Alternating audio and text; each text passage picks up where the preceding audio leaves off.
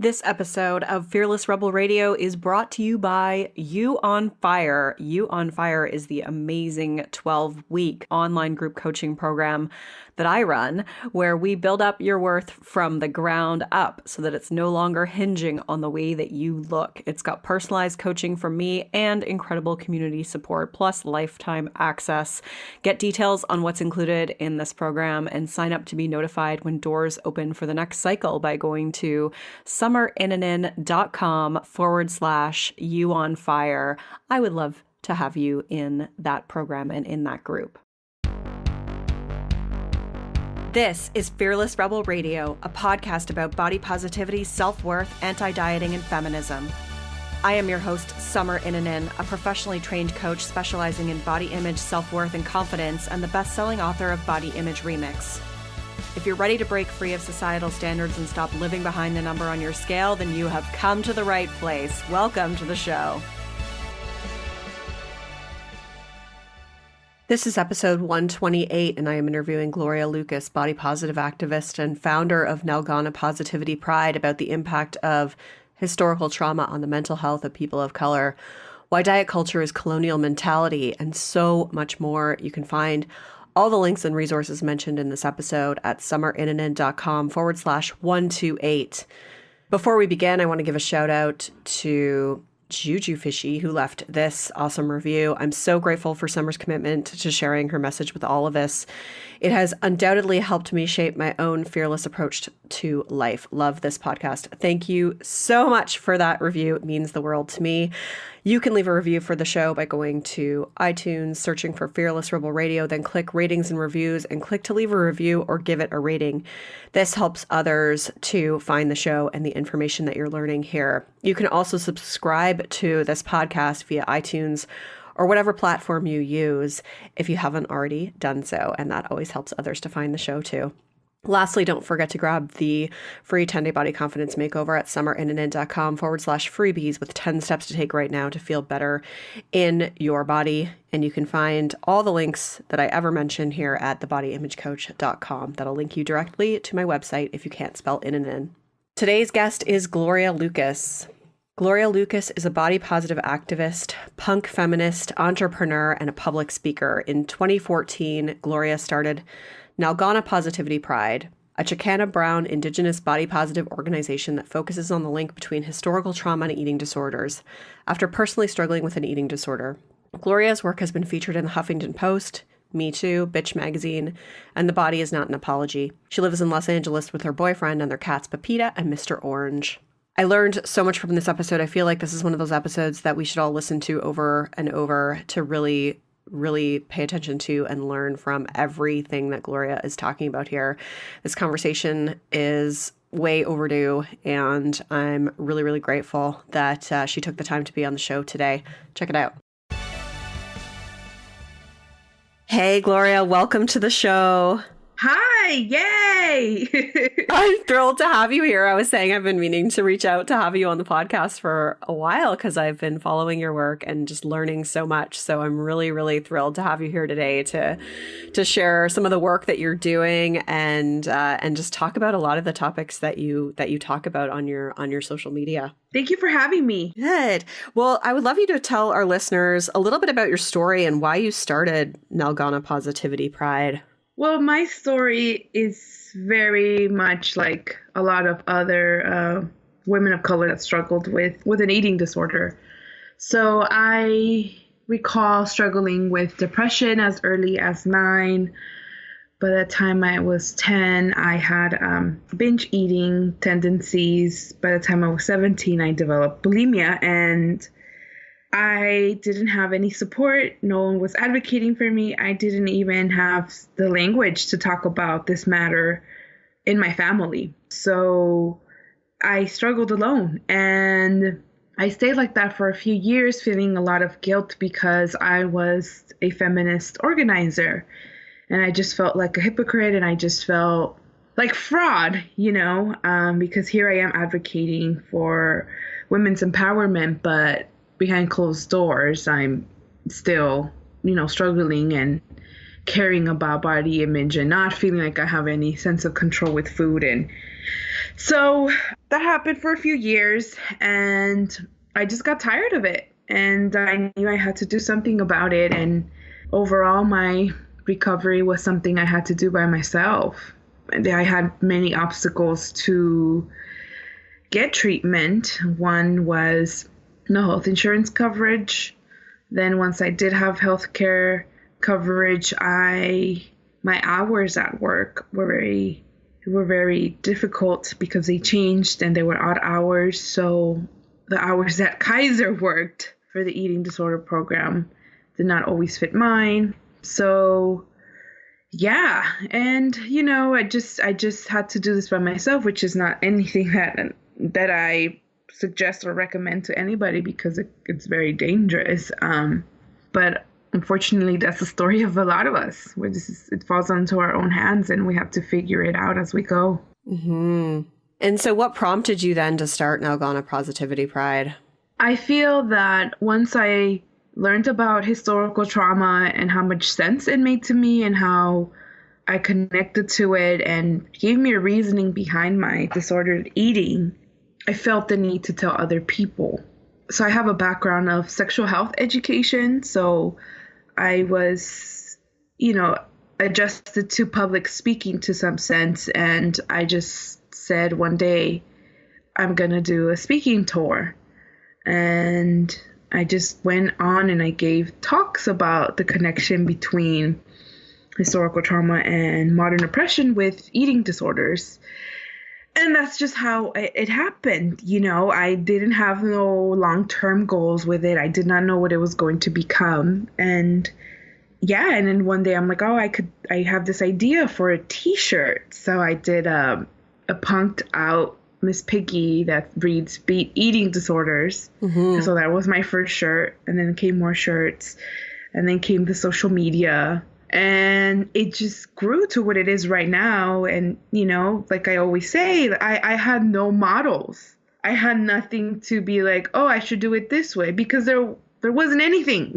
So yeah. I just had to grow with it and take it step by step. And sometimes it's still like that. I sometimes still don't know what I'm doing because, again, there's nothing I can base myself from, Right. And so what would you say is the overall mission of Nalgona Positivity Pride for people who aren't familiar with the work that you're doing? So how I describe Nalgona Positivity Pride, it is a Chicana brown-indigenous body positive organization that focuses on the education and support for people of color that struggle with eating disorders. So we have currently 3 programs. One is Trencitas, which is our youth program that focuses on pretty much what MPP is all about, body image, and speaking about it through the lens of people of color. We have Sage and Spoon, which is our monthly peer support group for people of color and indigenous peoples with disordered eating.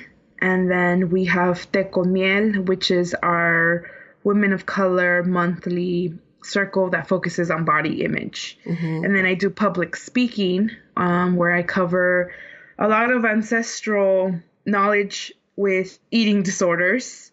And then I'm very active on social media. So those are my 3 things. And my overall goal with MPP is for people to have some sense of support, in a sense that they are not alone, because that's how I felt. I felt very, very alone. It's a very isolating experience.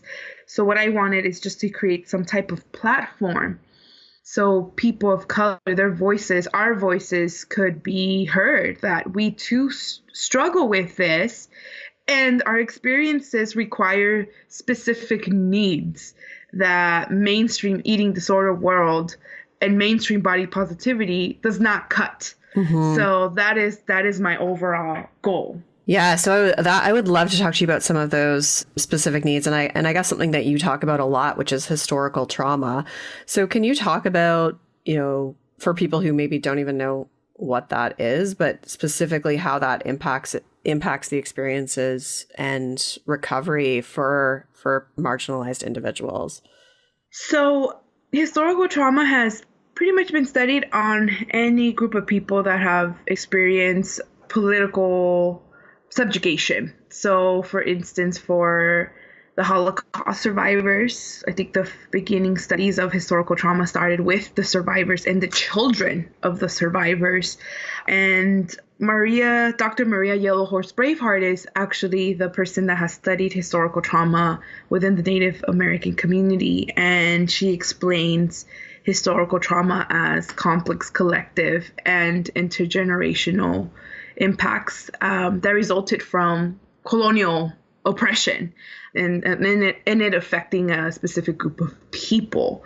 So pretty much is traumas and deprivations that past generations in our lineage have gone through and how they affect us today genetically, environmentally, or be like the behavior that has been passed on. And the specific features of it include psychic numbing, depression, identification with the dead, self-destructive behaviors, which could be an eating disorder, and reenacting affliction within one's own life. And I mean, there's more, and I feel that each group is different. And what makes it much more difficult for somebody like myself with Mexican indigenous ancestry is that sometimes the stories are not there, but we carry these injuries in our bodies, but we just know that they exist. And yeah, so historical trauma led me to understand not only myself and why I had an eating disorder, but it helped me understand overall my family, why my family was so chaotic. And then it also helped me understand my community, why my community was hurting so bad. But then again, usually how this is like our mental health issues are the issues that we face with poverty and discrimination, the blame is always put on us, not looking at the legacies of racism and colonialism, right? And so, yeah, that's pretty much historical trauma in a nutshell. Yeah, and so I can see like this feels so relevant right now with what's happening with the, zero tolerance policy in, at the border. This just feels very like that is what is happening right now. So it's something that I don't think is really discussed in eating disorder spaces at all, or even, mental health spaces. Or even the body positive movement. I mean, and I feel like these two things are so related, but it takes people like myself who are directly impacted by this to make connections, right? Because privilege does not allow a lot of people to realize how this is so it's directly linked to body positivity, because the fact that our bodies represent as less than human, as we're seen as animals, we're seen as rapists, then that informs us that we are less than, and therefore of hurting our body image, hurting our self-esteem. So the fact that a lot of these people in the body positive movement cannot see that, then it makes me question, then what is your body positivity about? Is it just feeling sexy in your jeans? Is it taking selfies? Like, okay, that's great, but if we're not really shaking the foundations and the systems that are really, really impacting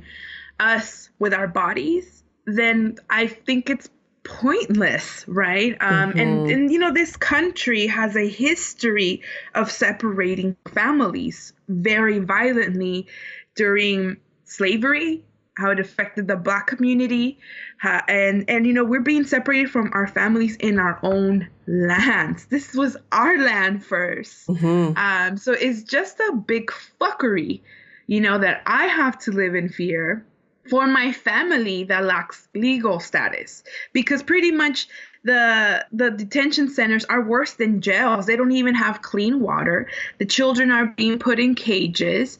The kids are asking for their parents. They're pretty much being exploited into doing some type of labor where they only get paid cent. So it's pain. It's hurting us. so many. I mean, I was just having a discussion about this last night that sometimes we can't even talk about it because it hurts. It hurts because my family is at risk of being separated and being put in a place that's worse than jail without me being able to do shit. Yeah. And the transgender women, undocumented transgender women dying in these detention centers without no justice. I mean, yeah. So it is enraging, right? Yeah. That I feel so alone with this and having to talk about this, about our humanity, right? But yet and the same thing happened with DACA the week DACA was being attacked.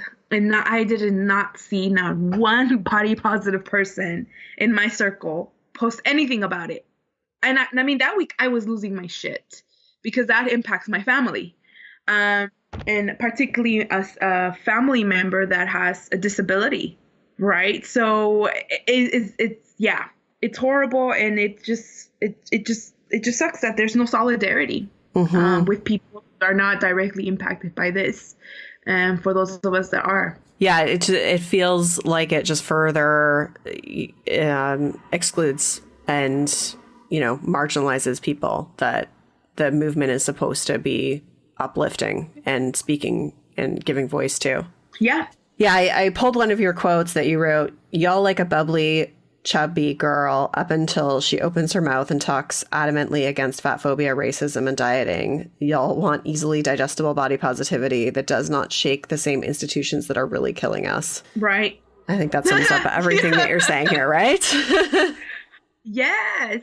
Yes. And I mean, with me speaking so adamantly about diet culture within these last few weeks, I've lost I think about now 300 followers. Really? Yeah.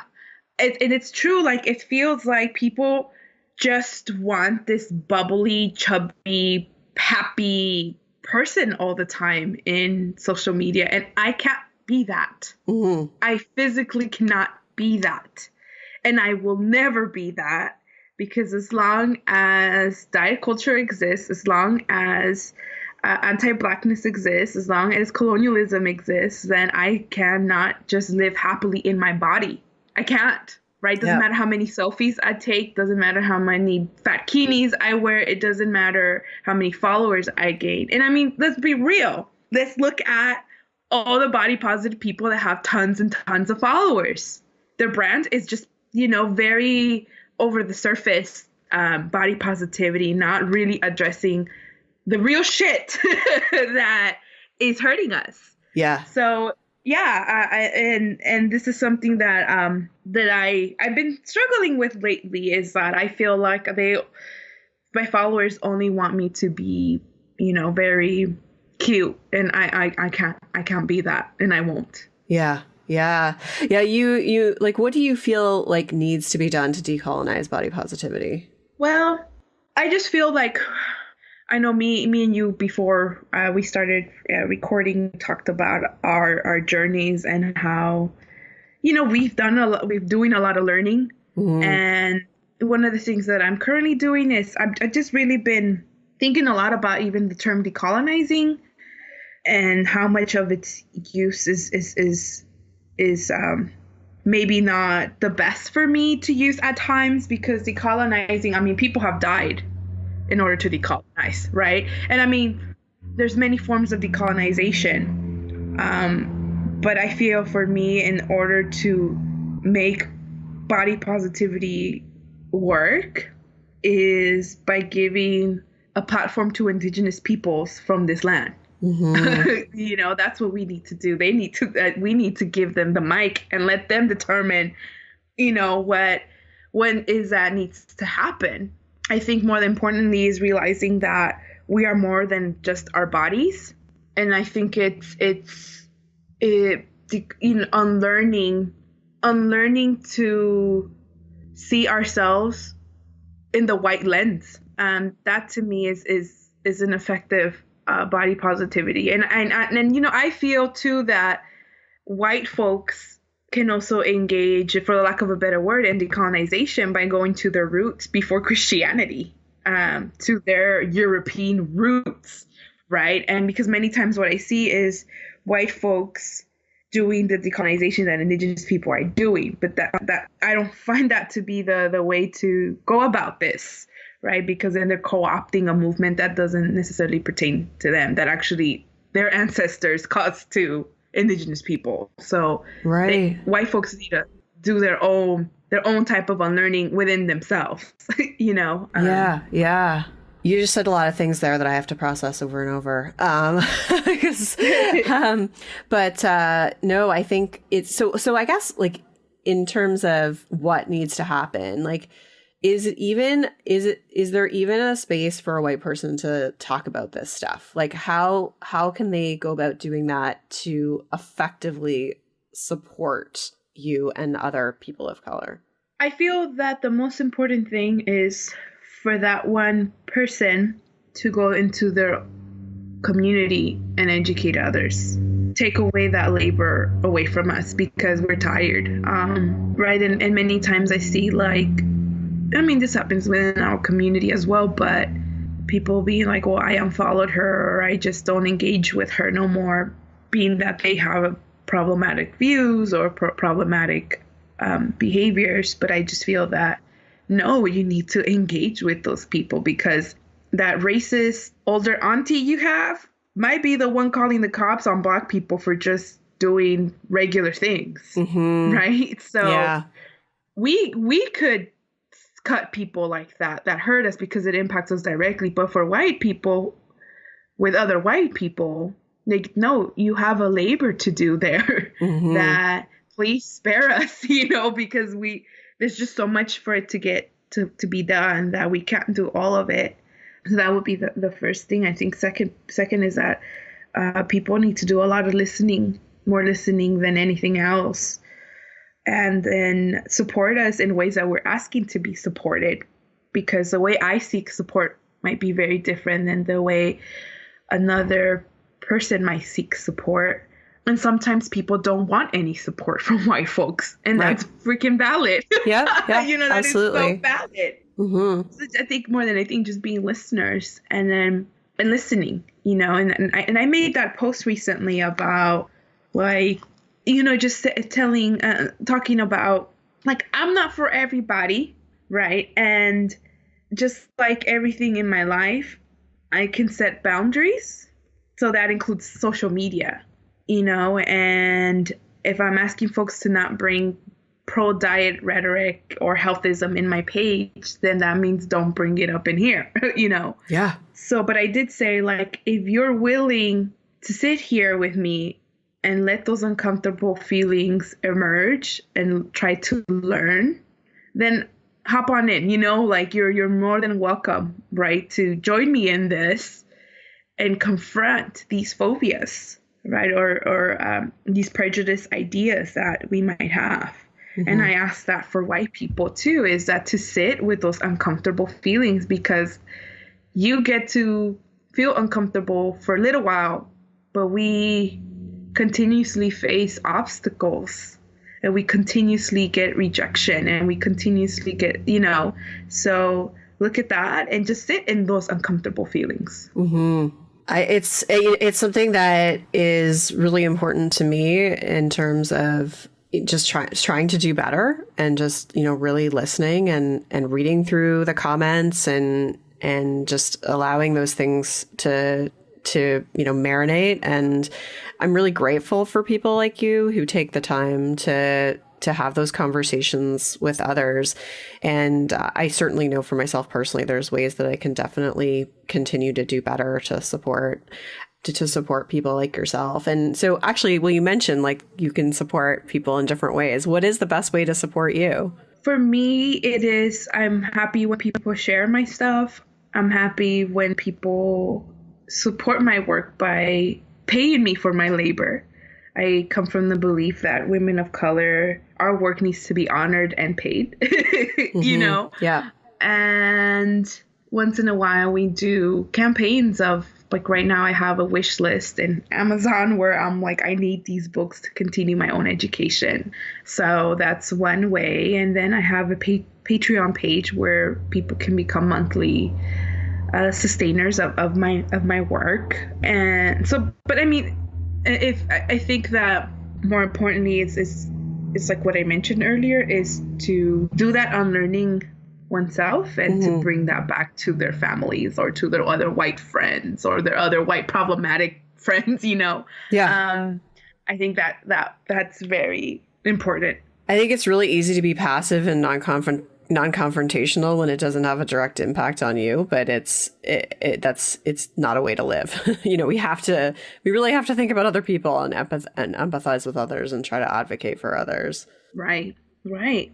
So you mentioned like a lot of people have, left your page. And one of the posts that you shared recently was diet culture is colonial mentality.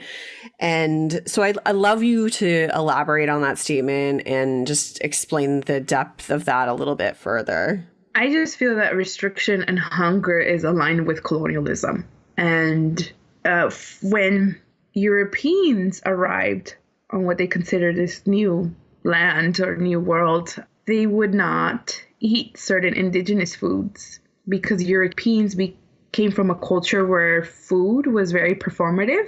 Like, for instance, the elite would not eat vegetables that grew from the floor. They would eat mainly, fruits that came from above the ground because they believed that there's filth in the floor, right? So food was a very performative thing. And they literally believed that food shaped the colonial superior body. So when they came here, they would not eat certain foods. For instance, they would not eat guinea pig, which is what indigenous people would eat in South America and still eat, because they felt that if they ate guinea pig, then they would turn like them, meaning what they considered Indian or less than.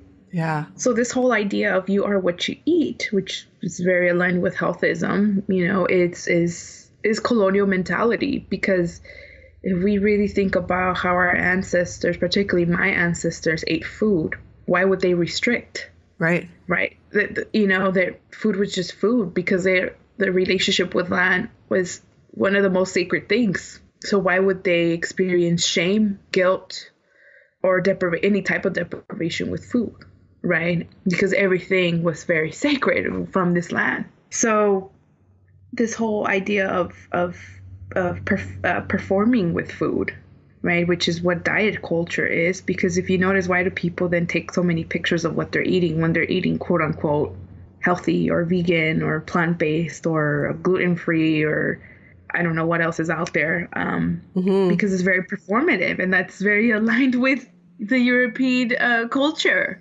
Wow. Right. So, yeah. So there was no dieting before contact. I mean, even when Columbus, one of his voyages out here, his men started dying. His men were dying because I'm assuming not only because they didn't know how to, grow in the land, but they would not eat the food that was available to them. Because, again, this very strong belief that you are what you eat. And in order for me to have the superior body, then I need to eat, colonial food, my European food. So that is why I say that diet culture is a product of colonialism. Mm-hmm. Wow, that takes it even deeper than than I've thought about it before, or that I've read about before. And so and I think what's also interesting about that is, like you mentioned, them avoiding certain foods, and yet there's a lot of indigenous foods that are kind of really aligned to healthism today. Like if you think about avocados or quinoa, that's just a whole other interesting co-opted layer to it. Yes, I mean, we were shamed for eating our foods, but now when white culture wants it to be hip, then it's okay. Yeah. And it's another type of fuckery. We're making these same foods that we have been eating for thousands of years now not accessible to the original people who ate it. Yes. And this is, I'm also noticing that within these cities are being gentrified, particularly here in Los Angeles. Then there comes these restaurants that are clean eating or vegan or I don't know what else, but in introducing diet culture even further within those communities. Like nobody's talking about that. Mm-hmm. Nobody's talking about that, right? So I'm sorry. Can you say what you mentioned? Well, no, I was just, I'm sorry. yeah, I mean, it was the way that you phrased it was better, which is the fuckery of like co-opting the foods, taking these foods that were once, really accessible and were part of indigenous diets and now making them inaccessible to because under the sort of umbrella of healthism, that's what I mentioned. So you explained it really well. Right. And I mean, now lately it seems like the current craze is nopales, which is cactus, which we've been eating for a very long time. And we were shamed for eating that because it was considered poor people's food. And now white people are coming in and, just saying that it's the new power food and whatnot. And we were like, what? We've been eating this. Please stop. Please Yes. stop. Oh, yes. I haven't heard of that one. There's so many when you think about it, though. Like when you think about, I don't even know, like probably, acai and like maca and like all those, and I know that these are coming from different countries and whatnot, but so many different ones can just kind of pop up. But they're so expensive and inaccessible. And there's also, for instance, sage. They're now saying to buy like the sage that you buy from stores, like here in California, they're on the verge of getting extinct because so many white people co-opted the use of smudge sticks and so forth. I mean, it's just horrible. Like you come to our lands, shame us for doing what we've been doing thousands of years, but when you think it's okay, then you flip it. You pretty much abuse the land. Mm-hmm. And then use it for your own profit. I mean, look at cannabis use. People of color have been using cannabis and selling it and dying for it. And then now if you look at who are the people at the forefront of the cannabis industry, it's white people. Yeah. And all the people of color are incarcerated for it. Right. Yeah. Yeah. So much depth to it. I'd love to talk to you a little bit about like the relationship between or the influence of colonialism on body image, specifically for brown indigenous folks. What was your experience with that? I know earlier you mentioned you had to unlearn seeing yourself through a white lens. I'd love to just hear you talk a little bit more about it. So my parents immigrated here in the early 80s, and I was raised within the American culture, and everything that I saw around me obviously was mainly white people, white actors and so forth. So like my experiences is again like the same as many of other brown girls, is how my mom once came with the brown or quote unquote Latina Barbie, and I cried and I made her go back and return it for the white one. Oh, wow. Yeah, so I really wanted to be white as a little girl. Like I just recall wanting my family to be very white, wanting to be, yeah. So again, that is my own experience is very much like other girls of color, right? Learning that the ultimate standard of beauty and value is of whiteness, which I could never possess in my life, right? And with that also came being thin, right? So I didn't grow up a chubby kid. That didn't happen till my preteen years.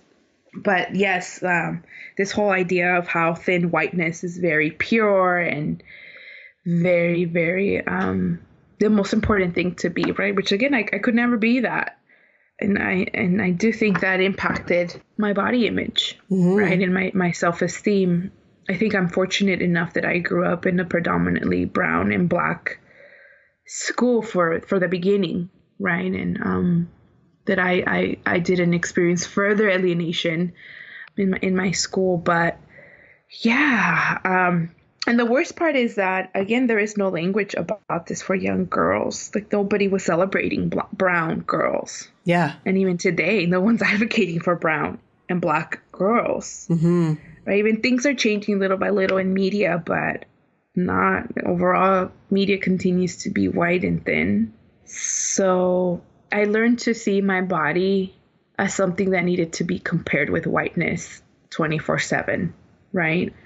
And I feel that that is a product of colonialism, right? That we have no representation and we have nothing that celebrates our own selves, or any message that I received that let me know that I was normal and that I was valuable. And to me, it's not so much about being beautiful, because I think beautiful is tied into the white aesthetic at the end of the day, no matter how much the body positive movement tries to reclaim it and reuse it and repurpose it. I still find that it always ends up being back to aligning with white supremacy. Yeah. So to me, being beautiful is not a priority nowhere. I mean, it's cool if you have it. It's cool if I feel it, but it's not my priority. It's not important to me.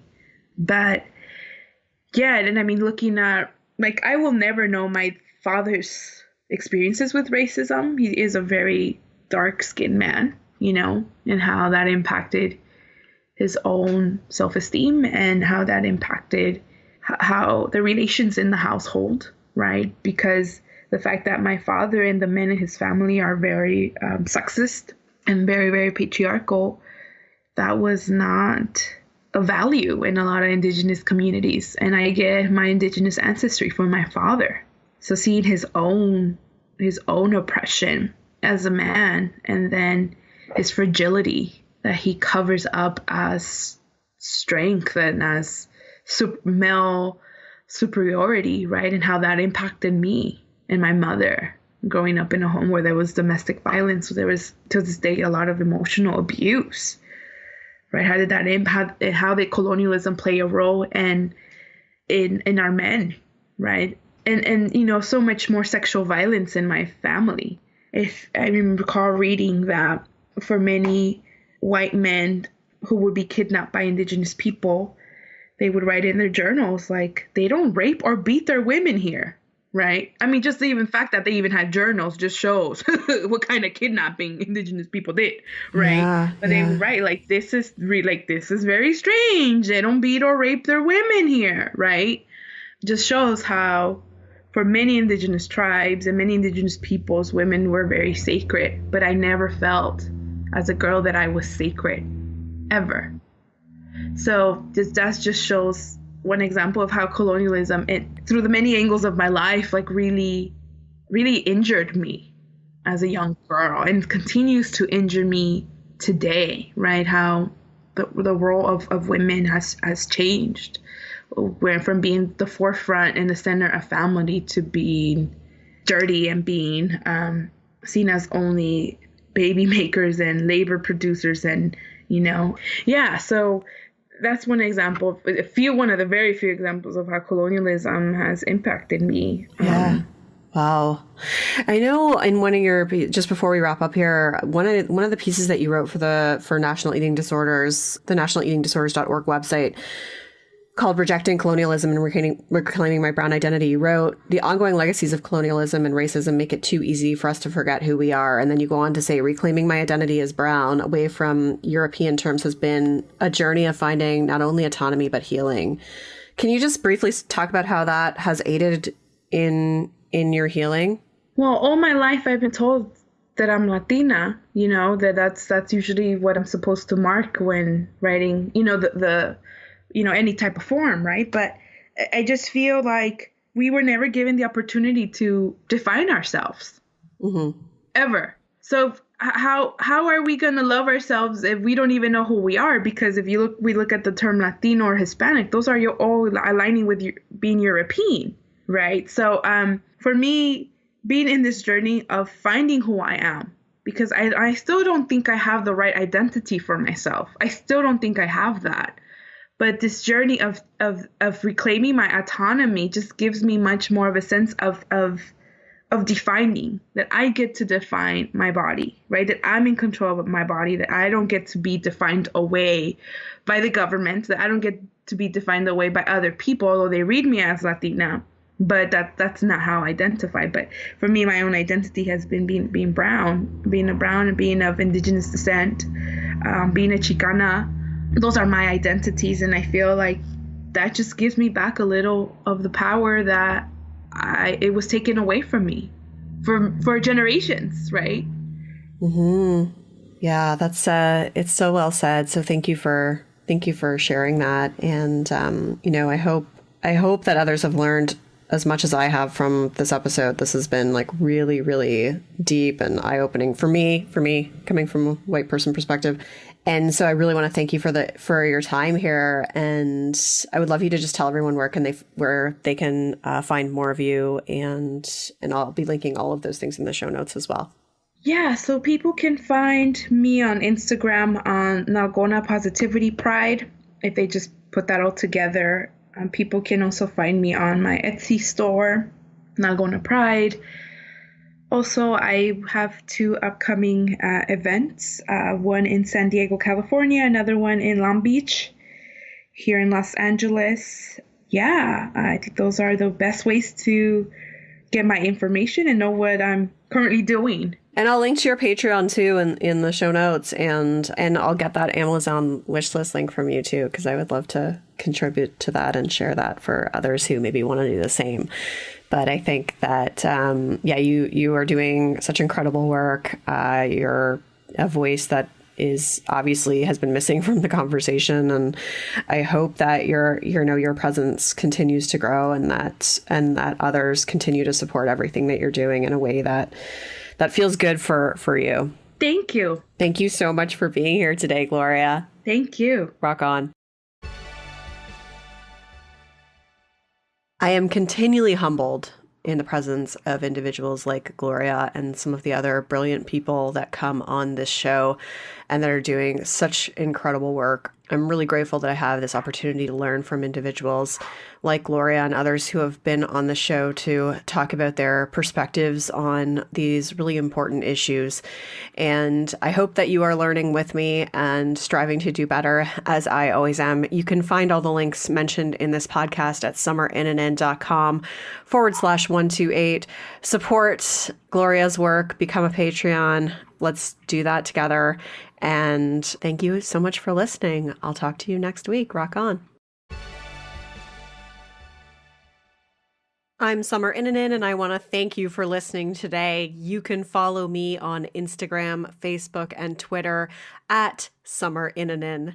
If you haven't yet, go to Apple Podcasts and subscribe, rate, and review this show. I would be so grateful. Until next time, rock on.